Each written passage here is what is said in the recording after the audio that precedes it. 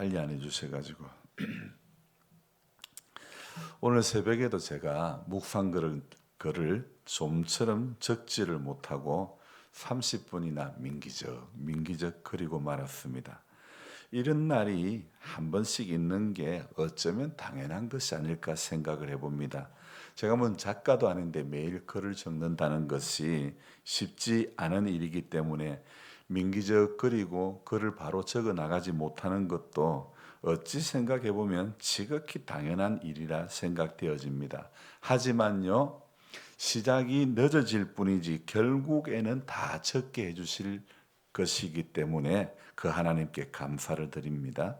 제가 오늘 새벽에 본당에 나와 보니 어제 저녁에 말아준 김밥이 너무 맛있어서 좀 많이 먹었던 탓일까? 새벽에도 배가 든든한 것인지 부른 것인지 그 이유로 제가 소화도 시킬 겸 커피 한 잔 마시고 시작하자.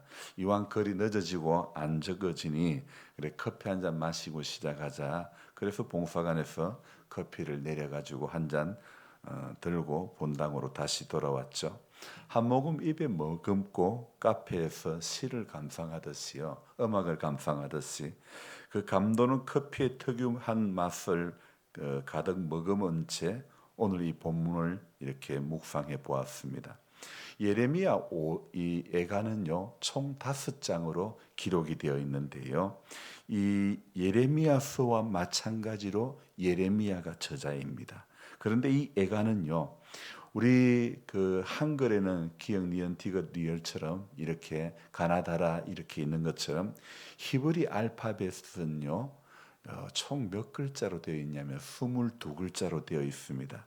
그래서 이 22글자를 본따 가지고 여러분 이 1장이나 2장이나 4장이나 5장을 보면요 하나같이 전부 22절로 22절로 끝이 나는 걸 볼 수가 있고요. 그리고 오늘 3장은요 66절로 끝이 납니다. 그러니까 히브리 알파벳이 22글자니까 곱하기 3, 한 알파벳에 3절씩 이렇게 해가지고 총 66절로 끝이 나는, 그래서 보면 마치 학교 다닐 때의 시에 대해서 배울 때 절을 맞추고 운구가 있는 것처럼 히브리 말 22글자를 각 장마다 맞추었기 때문에 이렇게 22절로 다 끝나고 3장은 특별히 66절로 이렇게 구성이 되어 있습니다.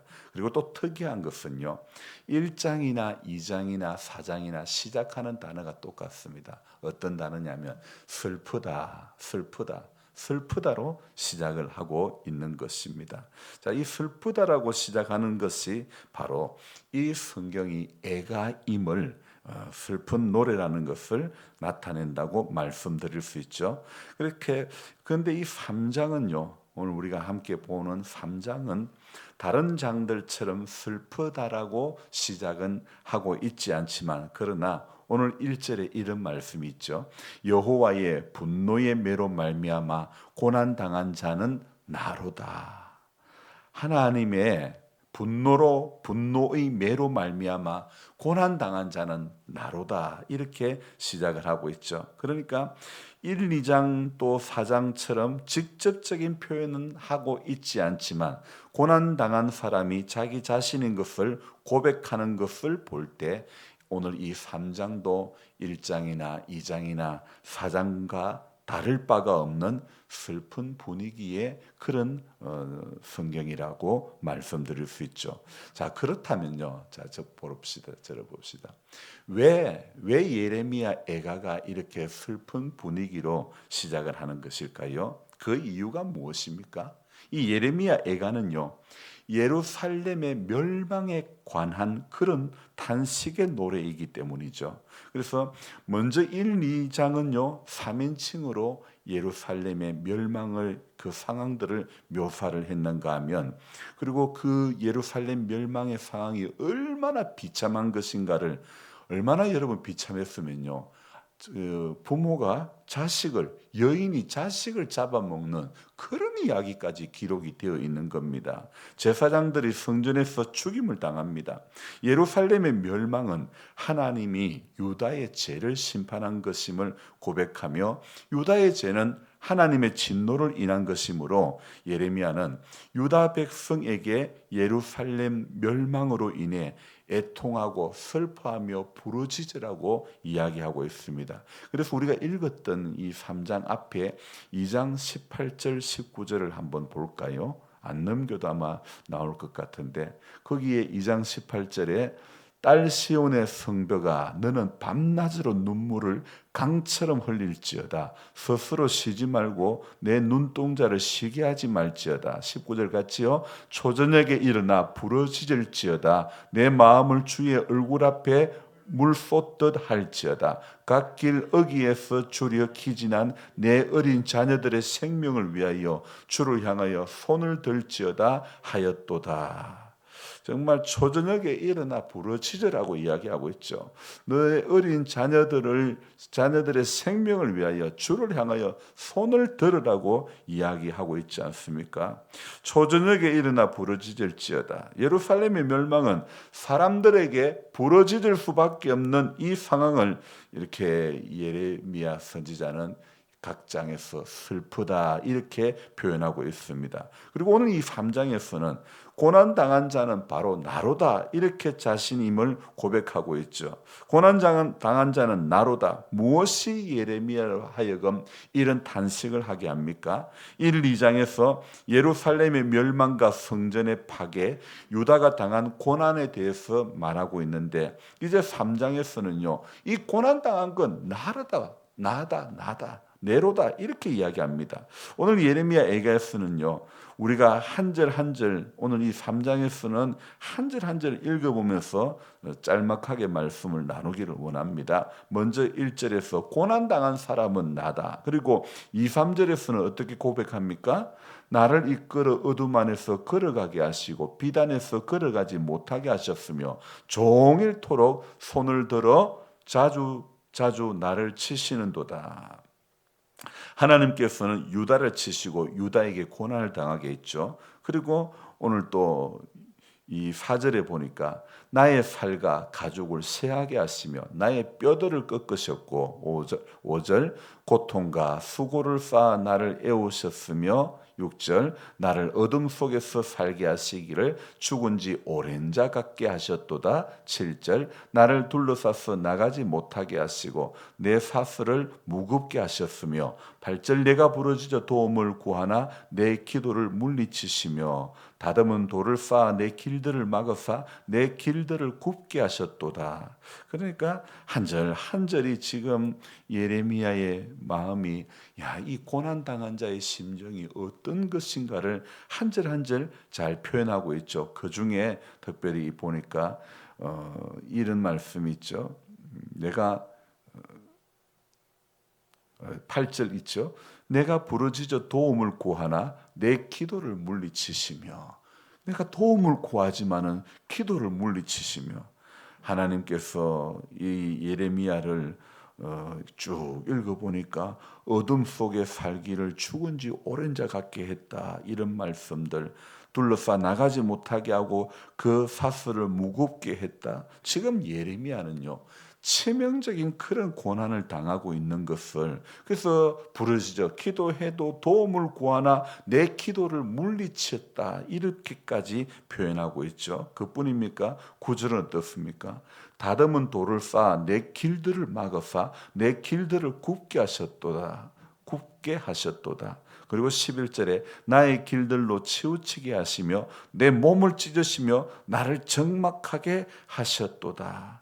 하나님께서 예레미야의 기도를 물리치시고 들어주시지 않고 모든 상황들이요. 지금 이 3장의 상황이 예레미야에게는요. 예레미야의 삶이 아주 치명적인 그런 고난을 이야기하고 있지 않습니까? 부르짖어 도움을 구하나 기도를 물리치시고 그 기도를 듣지 않고 다듬은 돌을 쌓아가지고 길을 막고 길을 굽게까지 하고 있다고 이야기하고 있죠. 그뿐입니까? 10절에는요. 엎드려 기다리는 곰과 은밀한 곳에 있는 사자 같다고까지 말하고 있지 않습니까?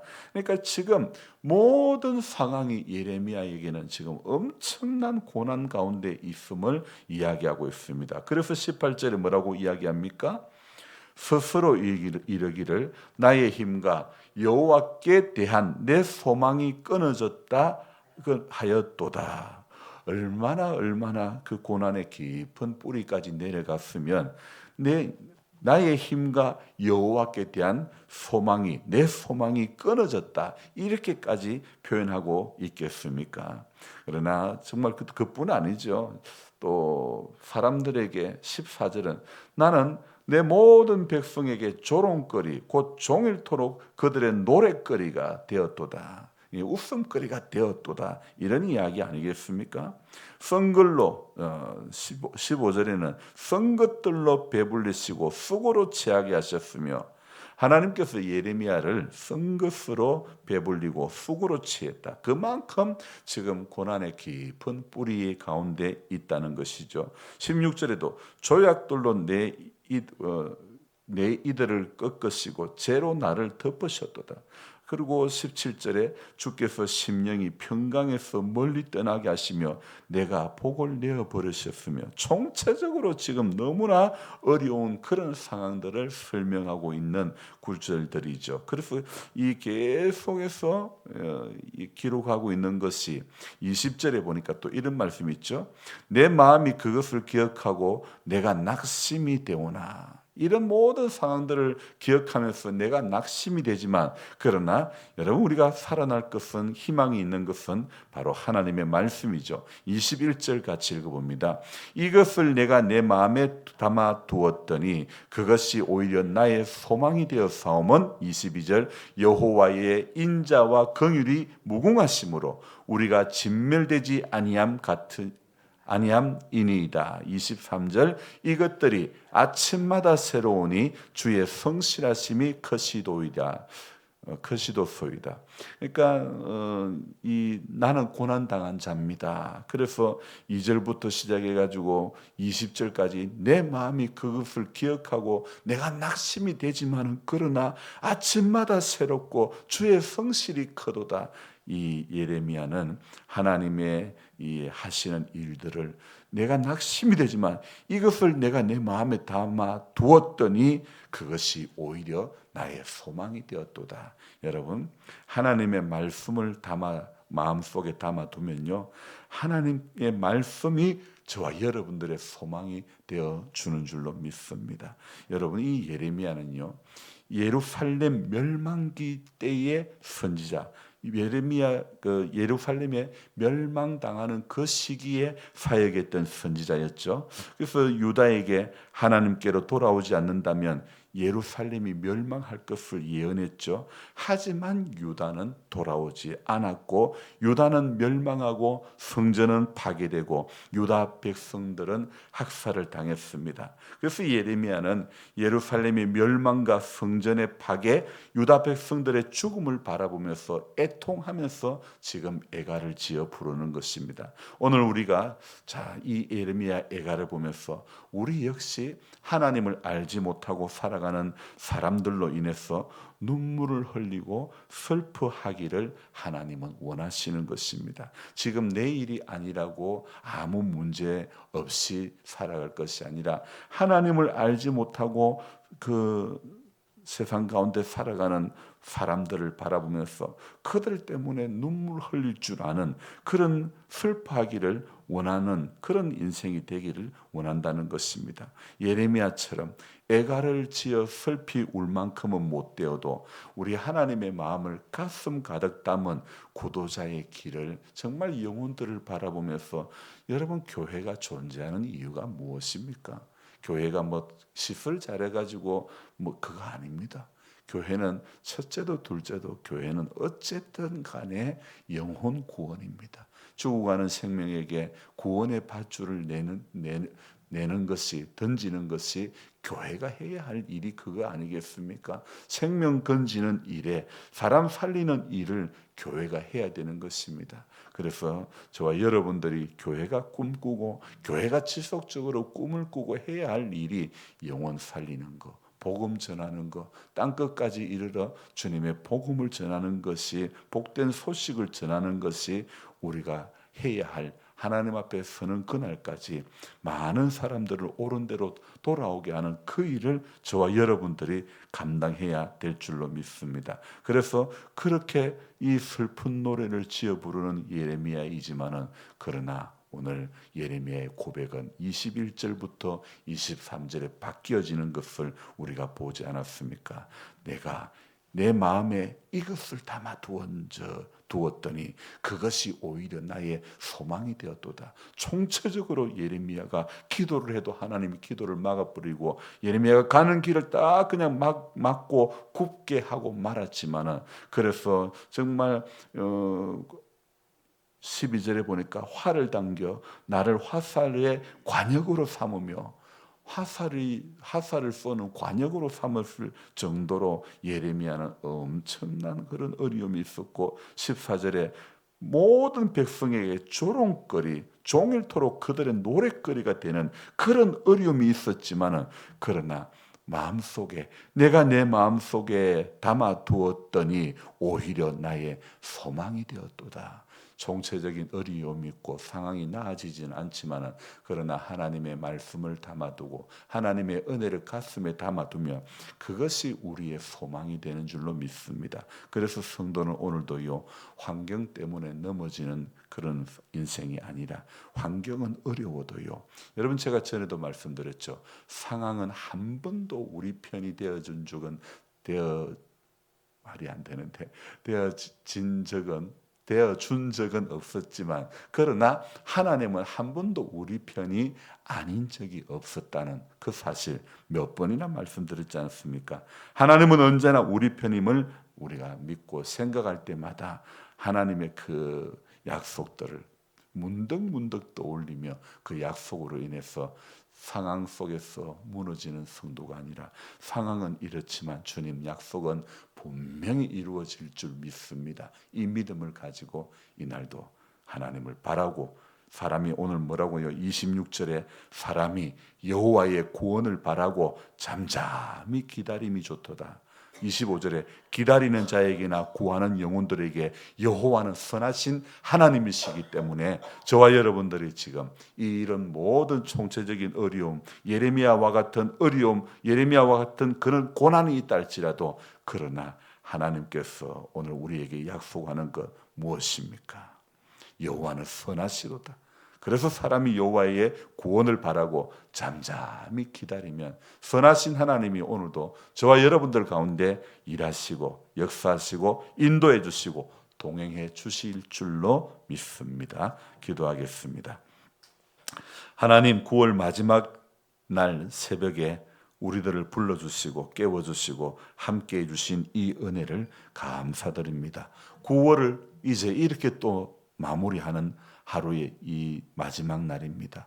하나님 아버지, 한 달 한 달 마무리 지어갈 때마다 은혜가, 베풀어 주신 은혜가 무엇인지를 생각하게 하시고, 또 새로운 달을 맞이할 때마다 하나님 어떻게 한 달을 열어가실지를 기대할 줄 아며 하나님의 은혜를 늘 사모하면서, 하나님 오늘 예레미야가 고백했던 것처럼 사람이 여호와의 구원을 바라고 잠잠히 기다림이 좋도다고 말씀하였사오니, 오늘도 하나님 잠잠히 기다리며 선하신 하나님의 일하심을 바라볼 줄 아는 그런 복된 성도가 되게 해 주시옵소서.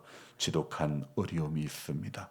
육에 약함이 있습니다. 하나님께서 불쌍히 여겨주시고 치료하는 광선을 바라여 주시고 말씀에 약속하신 은혜로 우리의 약함을 만져 주시옵소서. 새 힘을 얻게 해 주시옵소서. 믿음으로 구하고 조금도 의심치 않게 해 주시옵소서. 날마다 새벽 제단을 쌓을 때 가슴 벅찬 가슴 뜨거운 신앙으로 하루하루 잘 살아가고 잘 믿고 잘 이겨낼 수 있는 복된 하나님의 사람들이 다 될 수 있도록 도와주옵소서. 감사를 드리며 예수님의 이름으로 기도드리옵나이다. 아멘. 간절한 마음으로 주여 부르고 기도합니다. 주여, 주여, 주여. 하나님 아버지, 아파서 더 간절해집니다. 힘들어서 더 간절해집니다. 주님의 이름을 더 간절한 마음으로 찾고 부르고 싶습니다. 주님이 약한 가운데서 주님이 일하시옵소서. 주님이 하실 일들을 기대하며 바라봅니다. 우리 하나님 아버지, 선하신 하나님의 손길을 바라보게 해 주시옵소서.